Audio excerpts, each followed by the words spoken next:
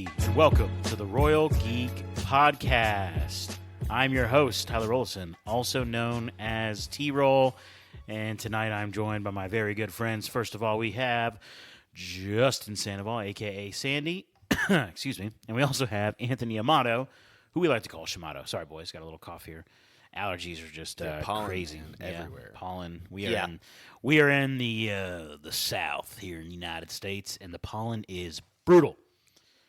We got that southern snow. Basically, yeah. That's It's right, miserable. Yeah. It's awful. But aside from that and the allergies, how you guys doing? Honestly, it's just the allergies for me. But yeah, overall, good. Very good. Everything else is good. Everything else is real good, man. Yeah. Okay, that's good. Yeah. Shamato? Yeah, doing well. You know, heading into my spring break, so that'll be nice. Nice. Look at you go. Week Shamato's off. going to be up all night, every night this upcoming week. That's great. Yeah, I wish that was true. But yeah. Nope. Well, let's see. What are we doing tonight? Oh, yeah, X-Men. Sorry, guys. A little tired. This guy right here. You're always tired on the podcast. I know, but this week's much more. Why am I tired? Oh, yeah, because we stayed up late last night to review or to watch a movie, which we'll be reviewing later. Yep. So the Godzilla Kong New Empire, the New Empire. The New Empire. Whatever, some sort of empire. It's Whatever. new though. We're gonna have an episode review of that as well, so check that out on the feed. But right now we are going to get into X-Men '97 episode number 3, which is called Fire Made Flesh. Pretty cool title. Yes, very cool. Which it kind of threw me in a different direction when I read the title. Did? Yeah, I thought it was going to be the awakening of the new character who like the teenager with Jubilee. I forget his name. Roberto.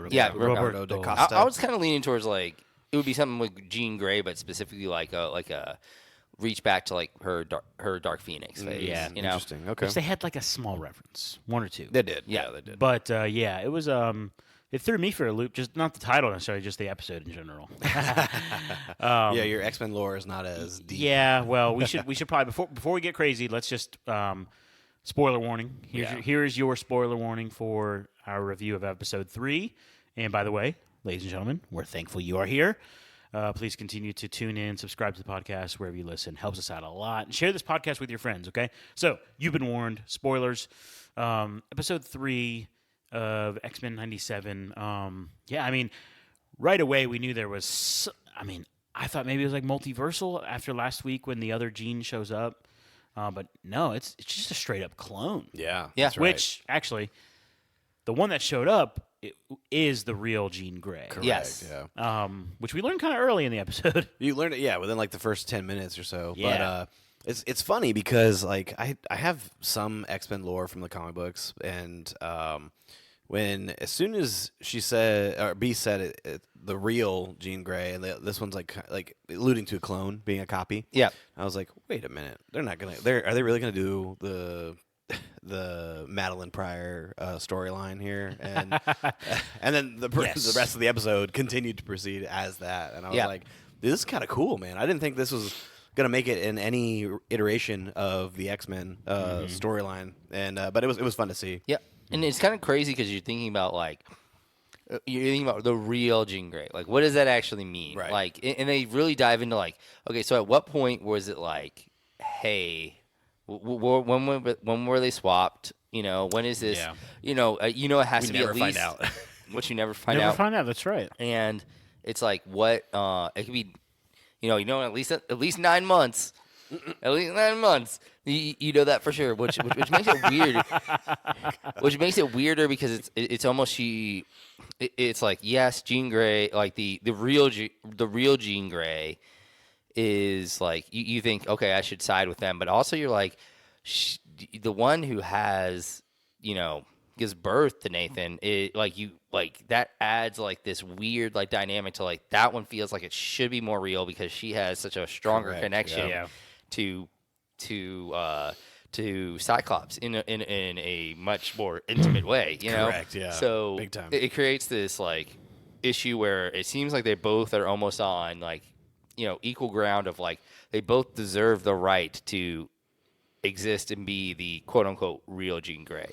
Will the real Jean Grey please stand up? I mean, honestly, that felt like the whole episode, that theme, because they were battling memories. Like they were really like, which memory is mine, which memory is yours. I remember fragments of everything, like that kind of thing. Like, I don't know, it was very interesting. And then like, I mean, we're bouncing around a little bit. But, do it. Let's bounce. Let's bounce. But I think for me, one of the best things that happened in the episode was Wolverine, and like he was like.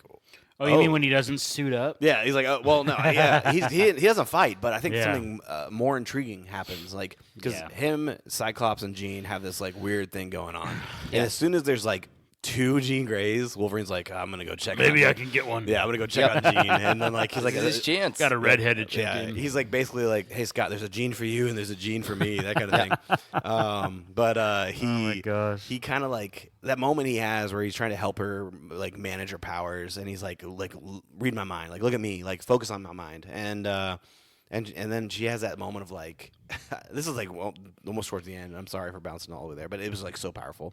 And she was like, "You felt this way about me," and he's like, "More, like I feel more for you, like that kind of thing." And then she's automatically drawn to like Scott because of some he's battling in the house. But yeah, I thought that was just like so powerful, like the emotions that I could feel coming from Wolverine, which.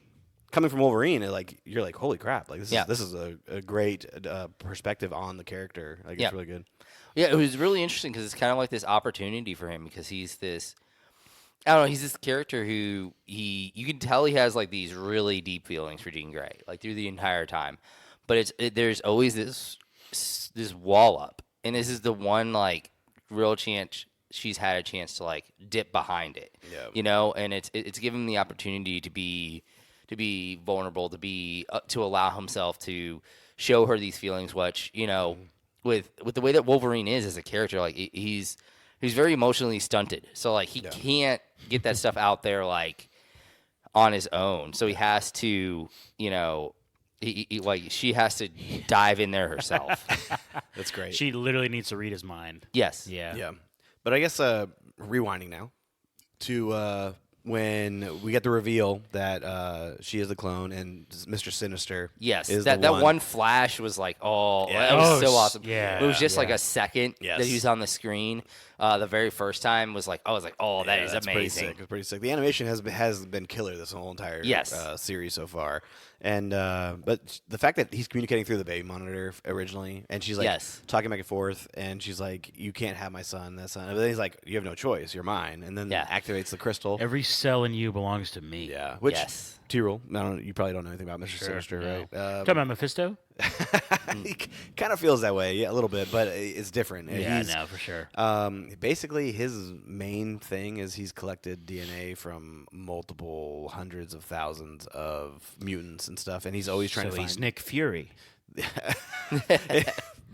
I mean, honestly, basically, yeah. Except he has like a skill of being able to fuse them in perfect combinations and create things, and so he's Amelia Clark's character who I can't even remember. Oh gosh.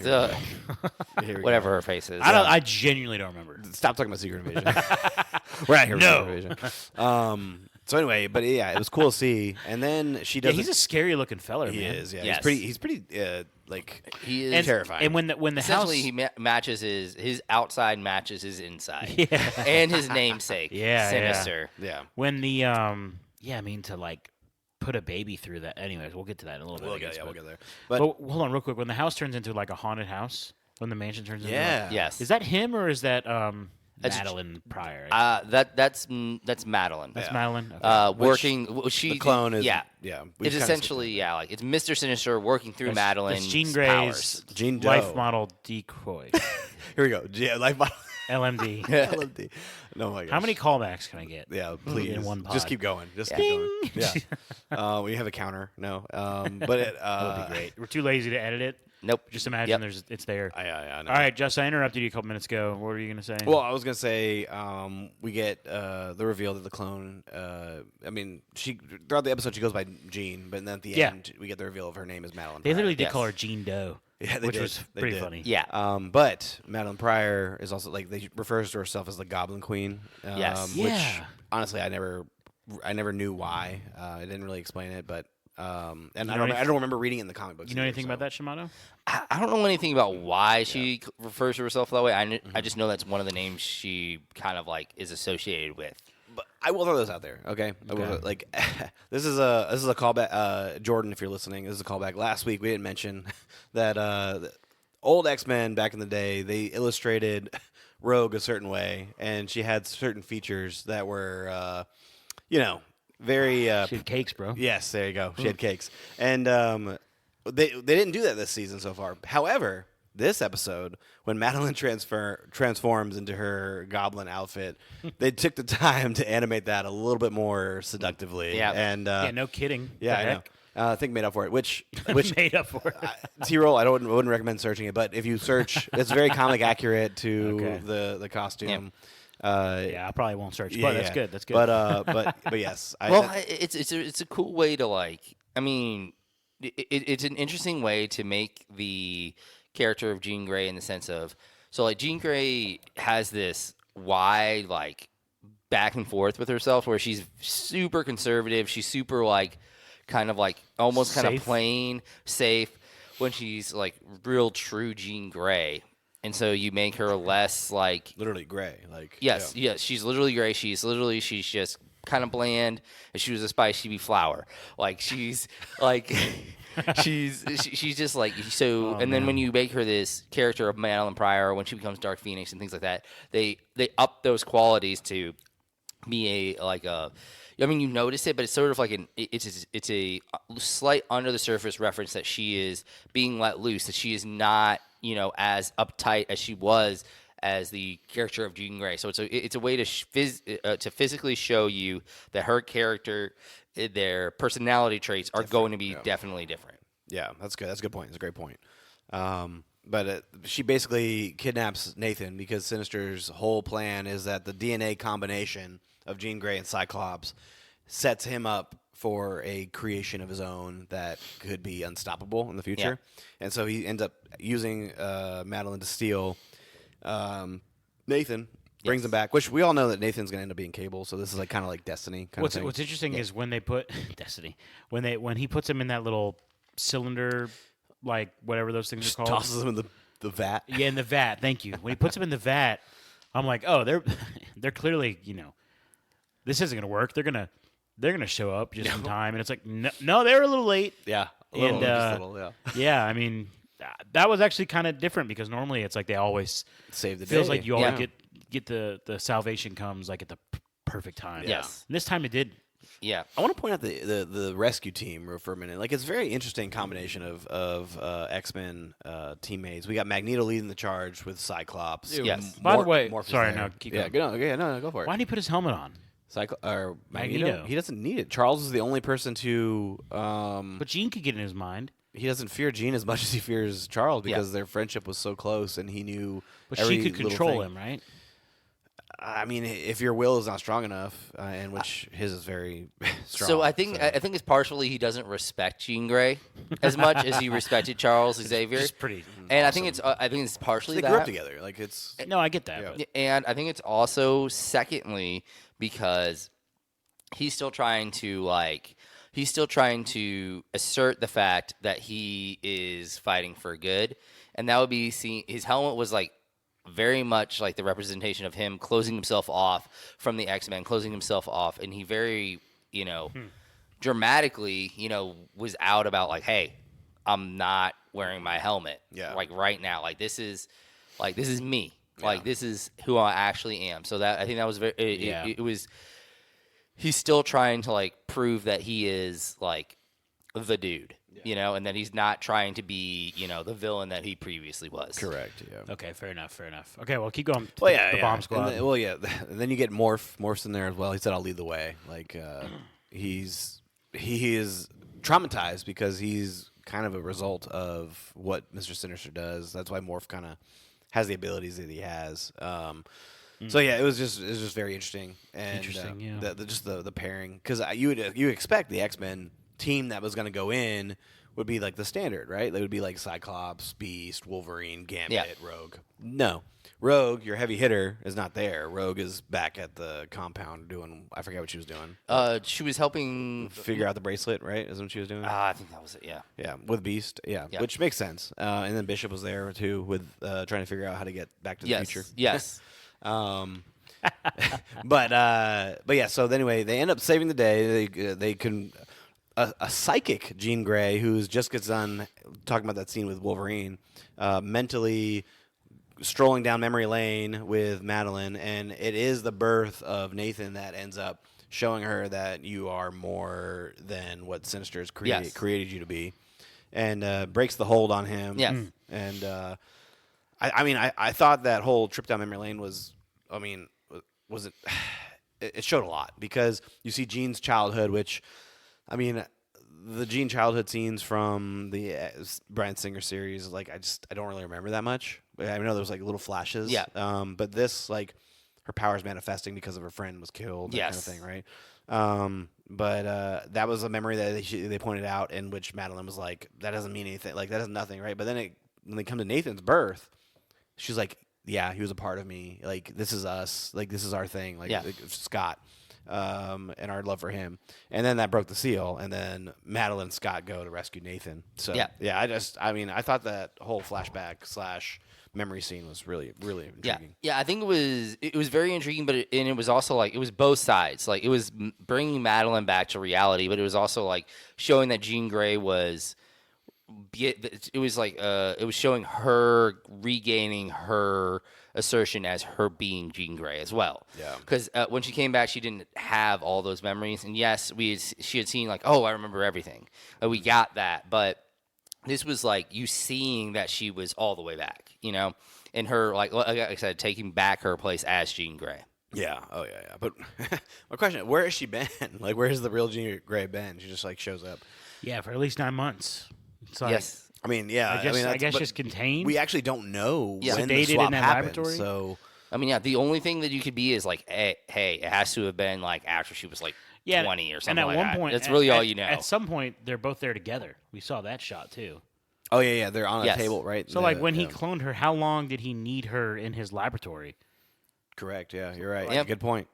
Yeah, to be able to clone somebody, like who? So like for example, like was Go on like a weekend trip or something? like was this something like, was it while she was the Dark Phoenix maybe? Like, in like she was kind of like because she kind of like the way that it's set up is it literally could have been at any time. it could have been at any point, but like I'm trying to think of like what you were trying to get at is like at some point people would have been like, hey, where's Jean? Where's Jean? Like, like they would have been Scott like, especially. yes, right? Scott especially. Well, of actually, course. Wolverine especially. Like, Yes, he's true. very protective. So. Yes. So, and he would have been like, and he probably would have sniffed something out. But like, anyway, like, but was it like when she was like off, kind of being a little bit Dark Phoenixy, and she was like kind of being over, like removing herself from the X-Men, and that kind of explains her absence, and so that's why they have, he captures her, he does something to her. Although it's also hard to believe that her being the Dark Phoenix would be the time that would be like the great time to take her, because that's when she's at essentially her most dangerous. Yeah, that's a good point, actually. I think we got a plot hole here, guys. Sorry. Yeah, but when she was taken, that kind of thing. Yeah, yeah. Like, I mean, who knows how long? Who I think knows it's how long supposed the to cloning be. period I think takes? it's supposed to be. You're supposed to feel like, when was it? Like that kind of thing. I think. Yeah. I don't think that's necessarily the plot hole. I think it's supposed to be just like left up for interpretation. That kind of thing. It really is. I Kind think of gives both characters like Sure. legitimacy. Yeah, because of the ambiguity, it creates this situation where like every moment that they had from like in adulthood, you're like, well, is this one or was it this one? So it makes it to where it's like, which one is real? Yeah. Because both of them could be. It creates that situation. Whereas if it was definitive, it's like, okay, so everything before this was real Jean Grey, everything after this was, Madeline. Yeah, Maddie. So they end up rescuing Nathan. Yeah, but, poor Nathan, man. But Mr. Sinister's like, doesn't matter, damage has been done, that Yep. kind of thing, right? Like, Always have an ace in the hole. yeah. And so he gets a what do they call it, like a nanovirus or something like that, right? I believe. Yes. I call it a technovirus. Oh, Yeah, he did. You're It right. was you're very- I right. don't even know what that means. I mean, I don't know what it means either, but Beast was like, some, like, it's growing rapidly. We don't Swedish have party music to save it Yeah. or something. We're going to a rave. Yeah, he needs a rave. But Beast is like, we don't have the capabilities here to do it, and they're like, Bishop, that was an Can interesting. the future save yeah. him? Which I mean, it sets up Cable's storyline. Like, Yes. 100%. Right. And he only had enough juice in his For him and a baby. with his PIM particles. Oh, gosh, here we go. There you go, another Here counter. we go. Here we go. You keep track of your own counter. I'm at like 4, but Yeah. what an interesting. Bishop's cool, by the way. Bishop is early really in the cool. episode where he tells Cyclops, he says, "Hit me," Yeah. and he absorbs all that power. Yes. Yep. Once again, you get to see like great moments of like team ups. Like, that's one thing I've really loved and like so far.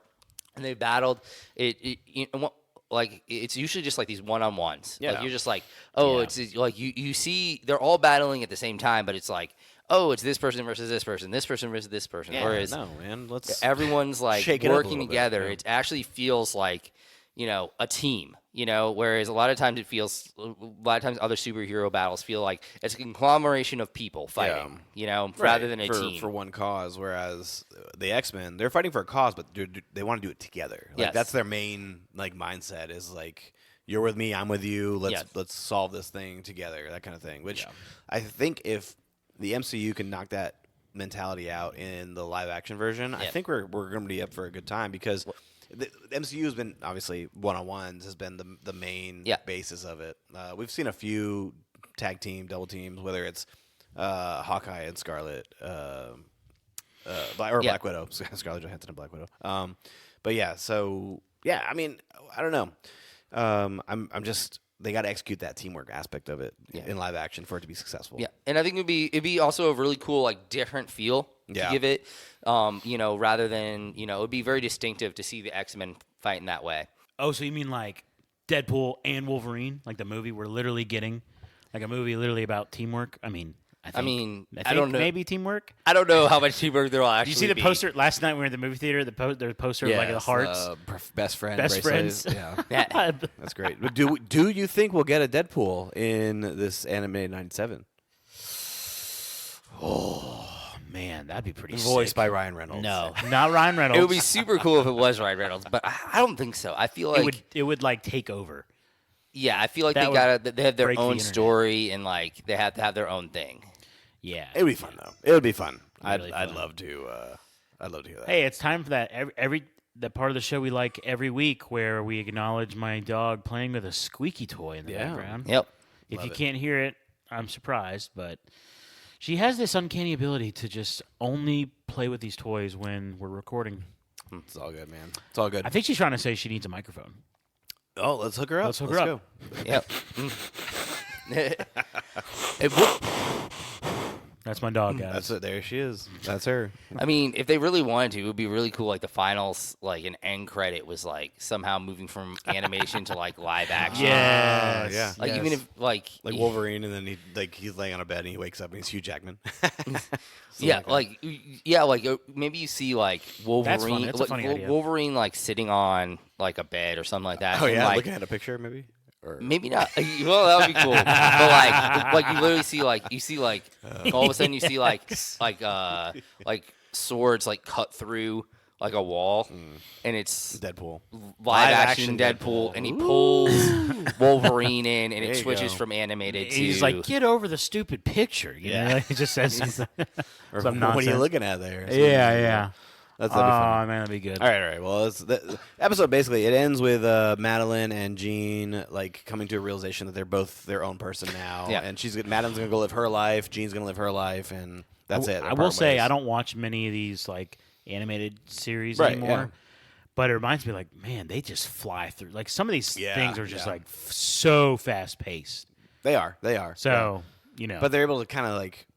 The things they can do with animation kind of helps move the story along. It's good. It's good. I'm not. That's just my one. Like you critical. couldn't do. I had to be couldn't critical do- of something. Okay. Yeah, you're right. But you couldn't do a flashback scene like that, like I talked about earlier, with them while going down memory lane in a live action. Like it'd be really hard to do. Like it'd be hard. You talking about Madam Web? They attempted it. They literally They attempted it. Hot garbage. Yeah, exactly. But okay. But the final scene of the show is Storm in Oh, yes. Texas. At a Yes. bar. At a bar. At a tequila bar. Yeah, Hey. and we see somebody sit next to her talking Tequila about the weather, sunrise? the weather, wishing they can get some rain, that kind of thing. So cheesy. Yeah, yeah. And then she's like, who are you? Whatever. And he's like, She's like straight to the point. What do yeah, you want? exactly. He reveals that he's Forge, which in the comic books, Forge and Storm have a romantic relationship, but Yep. Forge also has like cool abilities where he can like manipulate technology, and like he has a way of using technology to do things that nobody else can. That kind of He thing. definitely bought her a drink, don't you think? Oh, for sure, absolutely. But it's cool to see, and I mean, this is one step closer to getting the Storm's powers back. Yeah. Maybe he can invent something that does that. But overall, I'm enjoying the series. I think that it is very solid, and the animation has been very on par. Like, Yeah. I mean, the storylines have been great. We didn't even talk about the Gambit, Rogue, Magneto love triangle. Which isn't even a triangle yet because Rogue and Magneto have no idea that Gambit knows any of correct. this Yeah, stuff. Yeah. Which I thought it was funny with Morph pointing out. He's like, "Oh yeah, Magneto and Yeah. Rogue have the next 3 days planned out." Yeah, he's just clicking Yeah. through. It's Yeah. like, And he, oh. and he just stared at him. Yeah, Yeah. exactly. Oh man, that's rough. But yeah. Well, I'm sure. I'm interested to see where that storyline goes. Yeah. And yeah, we need more Gambit. More Gambit in this episode and further I episodes. love how Yeah. Gambit speaks third person. Oh yeah, it's great with an accent. Yes. Cajun Yeah, accent. Cajun yeah. accent, yeah. Gotta love it. But yeah, great episode. Good stuff. Okay, time to wrap it up. I'm tired. It was fun, boys. We will be back next week to review episode 4. So be sure to tune in to our review next week. I'm trying to think if there's anything else I need to say. I don't think so. Yeah. Go check out our other episodes. Share this podcast with your friends. Subscribe wherever you listen. And follow us on social media at Royal Geek Pod. With all that in mind, for my good friends Sandy and Shamato, this is T-Roll saying thank you so much for listening to the Royal Geek Podcast. We will see you next time, you peasants.